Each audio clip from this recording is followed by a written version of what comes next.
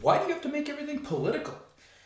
So the Olympics are done, and the USA hockey teams both won gold, both men and women, although you'd be forgiven for barely registering that the women won first in a manner consistent with previous Olympic appearances, given the lack of news coverage. Donald Trump, consistent with the behavior of multiple US presidents, gave the men's team a call after their win.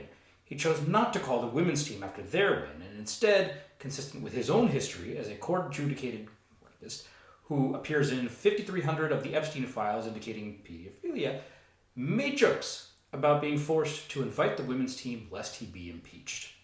This is also alongside FBI Director Kash Patel partying like a frat boy, chugging beers with the men's hockey team, with no such celebration extended to the women's team, although I'm kind of glad about that.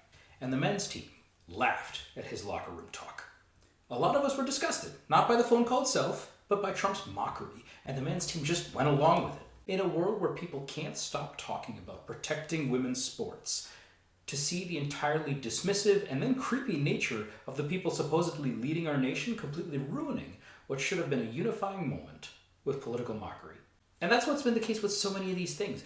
People always say, why do you have to make things political? People talked about making COVID, masks, vaccines, healthcare as a whole political. Doctors didn't do that. Medical messaging was certainly challenging during the peak of the pandemic, but ultimately it was a case of us learning more about the virus on a weekly basis and having to change the guidance based on our knowledge.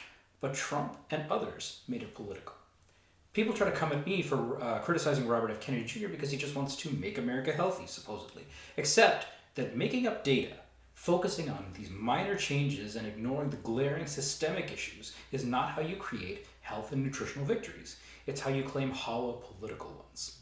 Gun violence in schools should not be a political issue, but an obsession with an insurrectionary theory of the Second Amendment, which fell apart when there was actual tyranny in our streets, has been used for political hay, as politicians choose guns over kids.